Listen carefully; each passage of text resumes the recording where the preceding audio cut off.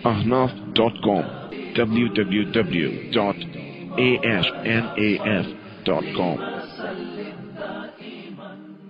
نبی اکرم صلی اللہ علیہ وسلم نے جو قرآن مجید کے الفاظ تھے فقرؤوا ما تیسر من القرآن کہ جو قرآن میں سے آسان ہو اس کو پڑھو. اب اس صحابی رسول کو جس نے نماز آ کر پڑھی اور صحیح نہیں تھی، نبی صلی اللہ علیہ وسلم نے فرمایا تمہاری نماز نہیں ہے، تم جا کر دوبارہ پڑھو.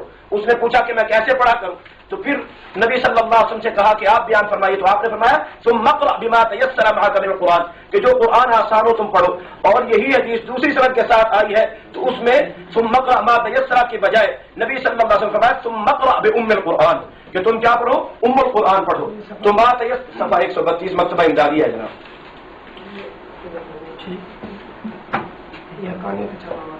ہاں جی ایک دو صفحے کا فرق ہوگا. ہاں جی یہ بعد میں کیا کریں تاکہ ٹائم جو ہے وہ مسئلہ ہو. آپ سب حوالہ چیک کر سکتے ہیں بعد میں، کوئی مسئلہ نہیں ہے. ثم اقرأ بأم القرآن کہ آپ نے فرمایا کہ ام القرآن کو تم پڑھو. تو اب قرآن مجید کے اندر جو فقرؤوا ما تیسر کا جو حکم دیا گیا کہ تم ما تیسر کو پڑھو، تو اس کا مقصد یہ ہے کہ نبی صلی اللہ علیہ وسلم جس ذات پہ قرآن نازل ہوا اس ذات کی تفسیر وہ کیا بیان کرتے ہیں. اللہ اکبر. اللہ رب العالمین نے فرمایا کہ وانزلنا الیک الذکر لتبین ما نزل الیہم. اے نبی ہم نے آپ کے اوپر یہ قرآن نازل کیا تاکہ آپ ان کو کھول کھول کر بیان فرمائیں. اور انہوں نے مجاہد کا قول، امام زہری کا قول پیش کیا. امام زہری یہ تابعین کے بھی بعد کے ہیں، تبع تابعین ہیں، اور وہ قرآن مجید کی تفسیر جو انہوں نے بیان کی. اور مجاہد کا قول پیش کیا جو تابعی ہے. اور انہوں نے ابو العالیہ کا قول پیش کیا جس کے آگے خود کتاب القراءت صفحہ 155 پیش کیا ہے، اور صفحہ 155 کے اوپر آگے لکھا ہوا ہے کہ وہذا منقطع کہ یہ روایت منقطع ہے. منقطع کا معنی کیا ہے کہ اس کی سند مکمل نبی صلی اللہ علیہ وسلم تک نہیں پہنچتی ہے. صفحہ نمبر 160 ہے جو خود مولانا عبداللہ نے بیان کیا ہے، اور یہ روایت آگے ساتھ لکھا ہوا ہے ادھوری فساقت القوم تک پڑھ کر چپ ہو گئے اور آگے چھوڑ دیا ہے عبارت. اسے کیا کہتے ہیں؟ وہذا ایضا منقطع کہ یہ روایت بھی منقطع. اس سے پہلے مجاہد کا قول ہے اس کو بھی امام بہقی نے پیش کیا اور فرمایا کہ ھذا منقطع. مجاہد کا قول بھی منقطع، ابو العالیہ کا قول بھی منقطع. یعنی یہ صحابہ کے اقوال بھی نہیں ہے، رسول اللہ صلی اللہ علیہ وسلم کے فرمان بھی نہیں ہے. یہ تفسیر نہ نبی صلی اللہ علیہ وسلم کی بیان کی ہوئی ہے نہ صحابہ کی بیان کی ہوئی ہے. کتاب اٹھا کر مدارک میں لکھا ہے کہ امام کے پیچھے قرات نہیں کرنی. نہ کسی کا قول، نہ کسی کا حوالہ، نہ کسی کی سند. اور دین کے اندر اگر سند رہوگی یوں ہی کہنے کے لیے جی امام کے پیچھے پڑھنے سے منع کر دیا گیا. حالانکہ یہ اذا قرئ القرآن فانصتوا له یہ جو آیت مبارکہ ہے یہ سورہ اعراف کی ہے. سورہ اعراف مکی ہے اور نبی اکرم صلی اللہ علیہ وسلم کے بعد نماز کب فرض ہوئی ہے؟ مکہ کے آخری دور میں. مکہ کے آخری دور میں جماعت کے جو احکام ہیں تفصیلی وہ مدینے میں جا کر آئے ہیں. یہ اس کا تعلق نماز کے ساتھ نہیں ہے.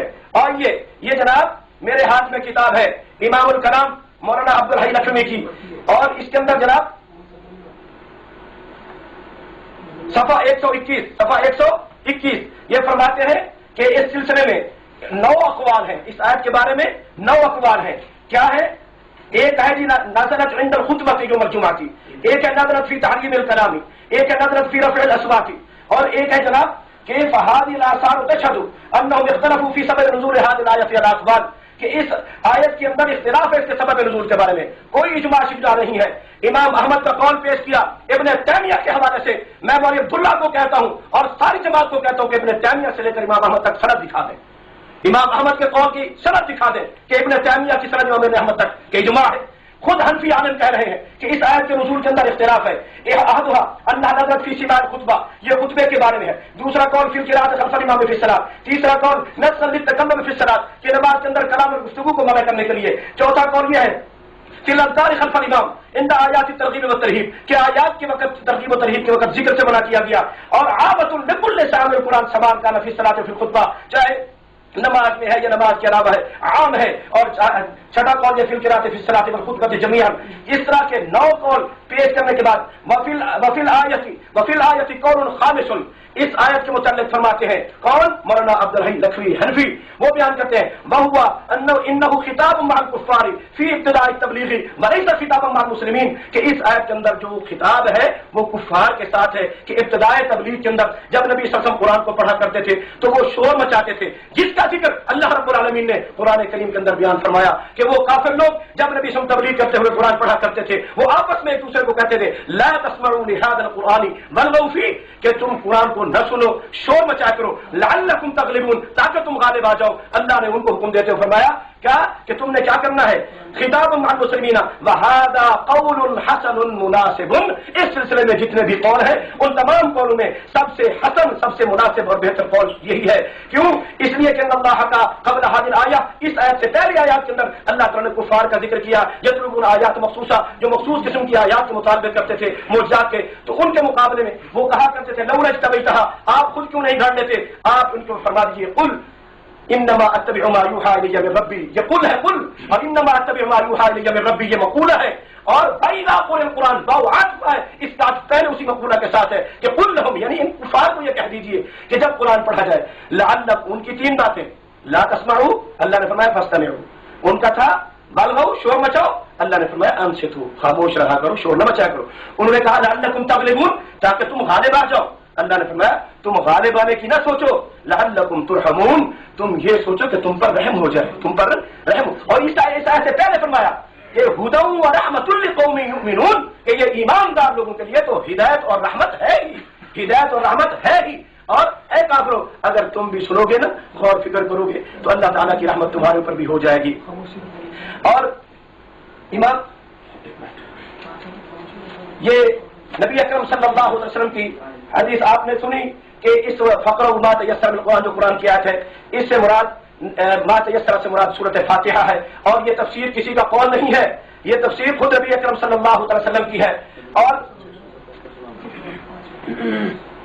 دوسرا انہوں نے سیدنا عبداللہ بن مسعود کا قول پیش کیا جس کی سند اس نے پڑھی، اور اس کے اندر محاربی ہے جس کو حافظ بن حجر رحمۃ اللہ علیہ نے ضعیف کہا ہے، اور دوسرا اس میں بشیر راوی ہے تو اس کو کذاب کہا گیا میزان الاعتدال کے اندر۔ تو اب کذاب اور ضعیف راویوں کی روایت پیش کرنے کے بجائے کوئی صحیح تفسیر نبی صلی اللہ علیہ وسلم کا فرمان پیش کریں، یا یہ پیش کریں کہ کسی صحابی نے فرمایا ہو اور سند بھی اس کی کیا ہو، صحیح ہو۔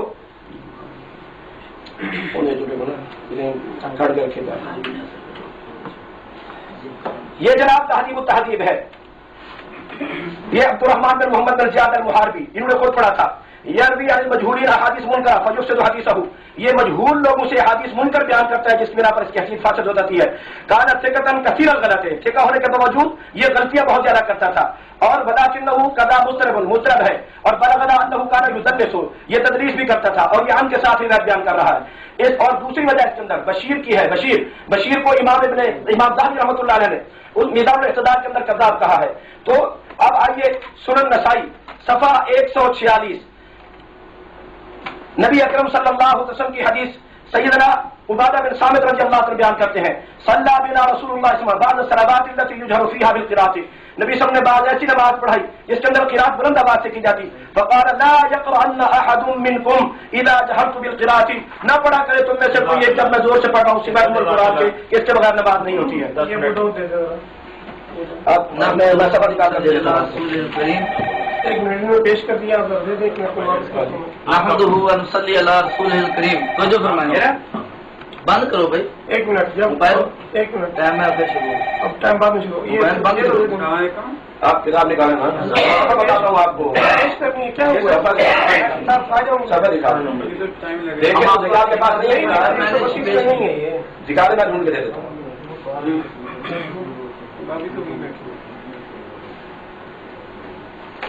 اچھا وہ دور سے بات نہیں رہے گا، آپ کی کتاب نحمدہ و نصلی علی رسول الکریم، نحمدہ و نصلی علی رسول الکریم، اما بعد۔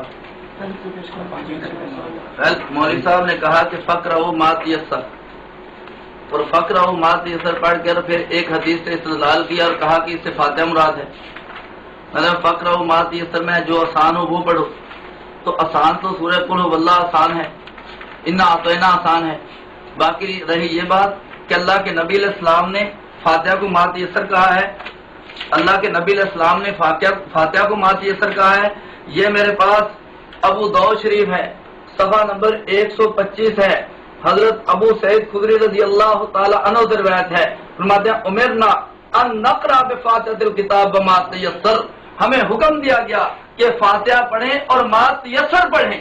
اللہ کے نبی علیہ السلام نے یہاں پر فاتحہ کے علاوہ کو ما تیسر فرمایا، لیکن مولوی عبد الرحمن شہین کہتا ہے نہیں فاتحہ ما تیسر ہے۔ ہمیں ایک حدیث دکھا دیں اور پوری باری میں اس نے ایک قرآن کی آیت نہیں پڑھی جس میں یہ بات ہو کہ امام جب قرات کر رہا ہو تو مقتدی امام کے پیچھے فاتحہ پڑھے ورنہ اس کی نماز